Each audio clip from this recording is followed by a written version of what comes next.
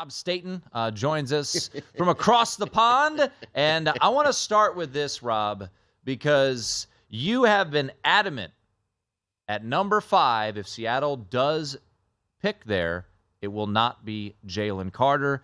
Tons of mocks have come out that have had Jalen Carter there. I put my mock out and I credited you. I said, I don't think he's going there. Others have joined that camp.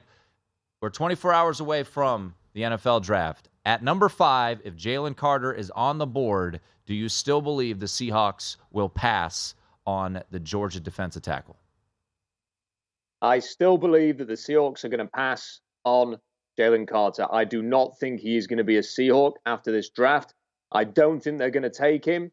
I think they're going to look very hard at Will Anderson if he's there. If he's not, I still think that Anthony Richardson is going to be the apple of their eye. There's been a bit of talk that they might trade down or try and trade down. Michael Lombardi's been talking about that. I think it could be a situation where, listen, Peter Schrager says that Jalen Carter's not getting out of the top 6. Maybe the Seahawks could move down. Tony Pauline's talking about Philadelphia moving up. So maybe Philadelphia could move up to 5. You serve the Lions and take Jalen Carter. The Seahawks move down to number 10. Maybe they take Anthony Richardson there. Yeah, I think ideally what they like to do is move down, not to the end of the first round, but further enough so they could justify taking Richardson. They know top 5 is not really what Anthony Richardson is currently. You're really like you're putting all your money on the yo and you're rolling the dice hoping they come up 11. I mean, everything else beats you. I do think, and I want to know your opinion, that pairing Devin Witherspoon or Deonte Banks or Christian Gonzalez, however their cornerback board is ranked, with Tariq Woolen, last year's defensive MVP, makes a lot of sense. What information do you have about how they view the DBs at the top of this year's class? Well, do you know what? For years, they were not prepared to take cornerbacks early. But I'm led to believe that if Derek Stingley or Sauce Gardner would have been there at number 9 a year ago, then they would have seriously considered taking them. So I think they've had a shift in their mindset. They're willing to take smaller cornerbacks now. Before they were looking at length. And I think they'd be prepared to take them early. So here's another suggestion for you. Devin Witherspoon, violent player, very aggressive, has come through the JUCO ranks, has shown a lot of grit. That's kind of what Pete Carroll loves to see. If the Seahawks don't want to take a quarterback at number 5, if they can't trade down, if they don't want to take Jalen Carter, which is, as we've established, is what I think, why not take Devin Witherspoon there? You people think that Anthony Richardson's going to last into the teens. You move up from 20. And maybe get Anthony Richardson at number 15 in a deal with the Jets. They've done trades before. Perhaps that's a possibility there, which enables you to get, a really good defensive player in the top 10, but still come away with a quarterback. We're talking once again to Rob Staton. You can follow him on Twitter at Rob, Staton. SeahawksDraftBlog.com. His most recent mock draft, his final mock draft is out. Bryce Young 1. Will Anderson 2, Paris Johnson 3 to Arizona. Why do you think ultimately Arizona, Kyler Murray has said he wants Paris Johnson. They have not listened to him in the past. Why do you think they ultimately decide in your last mock draft they do go with Paris Johnson in the top 5? 2 main reasons. There's no smoke without fire. There are too many legit people talking about this now. I have to pay attention to that. The second thing, you've got a new GM there, and he's making a pick in a not ideal top 5 here. There's not a cluster of blue chip players. He's going to want to hit this ball on the fairway and get a safe pick. If Will Anderson's gone, that's not an option. Tyree Wilson, is the foot injury a little bit of an issue here? If Tyree Wilson gets into training camp, hurts that foot again and doesn't play the first 8 games of the season, the GM's getting it in the neck. And then you've got Jalen Carter's character concern. They need a left tackle. You go and take Paris Johnson. He might not be a spectacular leading left tackle in the league, but he'll get the job done for you. He's got good length, good size. I think it's a safe pick for a new GM, and I can understand why people are starting to talk about that as an option.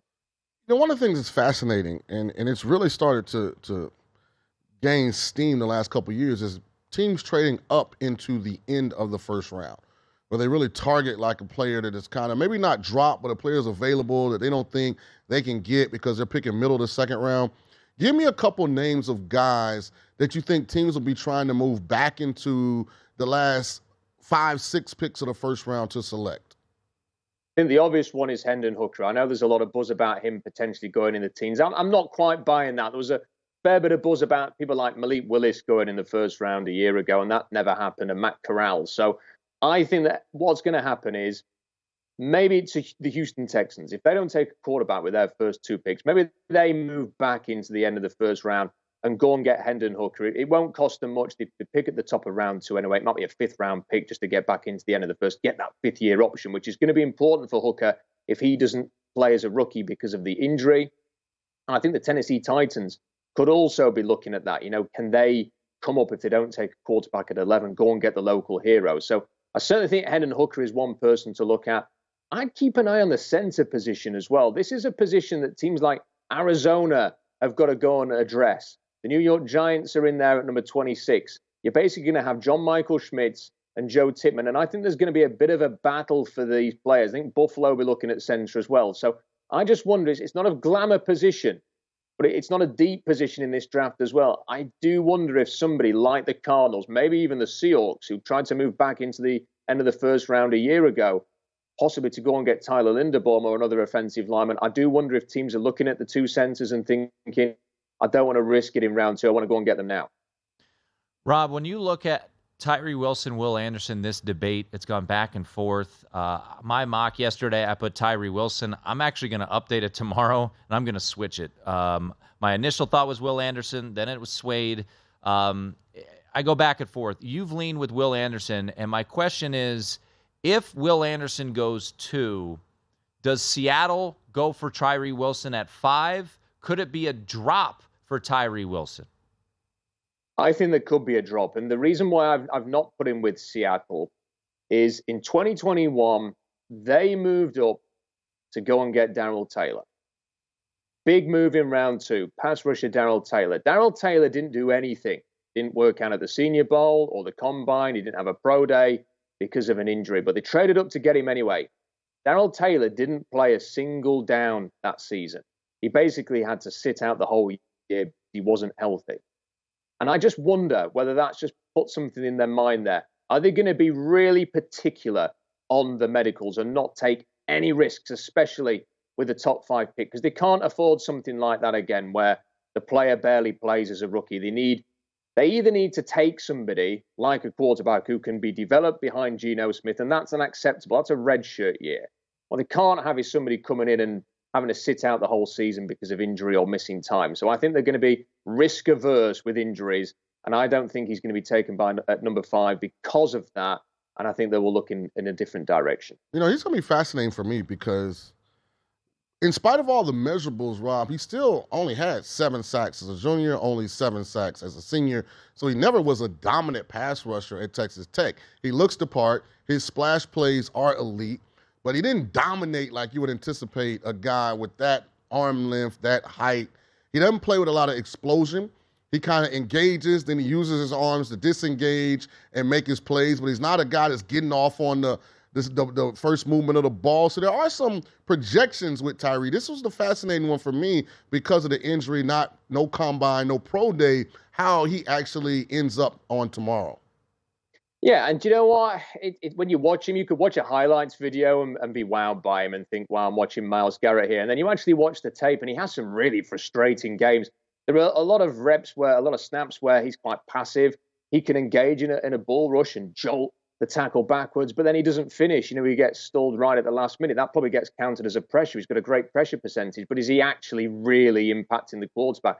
Don't really see a speed rush from him. So the length's good. When he's bull rushing at his full capacity, he can be a threat. He's had some good games. I thought he had some poor games as well. The reason why I've got Will Anderson ahead of him is the production's great. The character's great. A+ character. He's probably the cleanest player in the draft. You know what? He may never be an elite edge rusher, Will Anderson, but he's going to get you a certain degree of TFLs. He's going to get you a certain amount of sacks. You aren't going to have to worry about him. He's going to be a leader. He knows how to speak to the media. He knows how to speak to teammates. It's a safe pick. About 30 seconds left, Rob. Let me ask you a question. Who gets selected first and by whom? Michael Mayer or Jaxon Smith-Njigba? I think Michael Mayer is going to be taken first. Look, they've both got speed issues. But Michael Mayer is just Mr. Consistent. I think sometimes you can get a little bit bogged down on the fact he ran a 4.70, which, by the way, was a lot faster than people were projecting. His agility testing is good. That's the most important thing at tight end for me. And I think if you're the Packers, for example, what do you need? You need someone who's going to be consistently there for Jordan Love, who's just going to be able to move the chains. Michael Mayer is going to be a third down machine. I like Jaxon Smith-Njigba, but I'm a little bit concerned by the speed. I think it's going to keep him on the board a little bit longer than people think. But if he gets to sort of the early 20s, look for teams maybe like Buffalo to move up and go and get him. Seahawks, draftblog.com. Rob's final mock draft is up there right now. Go to VSiN.com/subscribe to become a VSiN Pro subscriber today.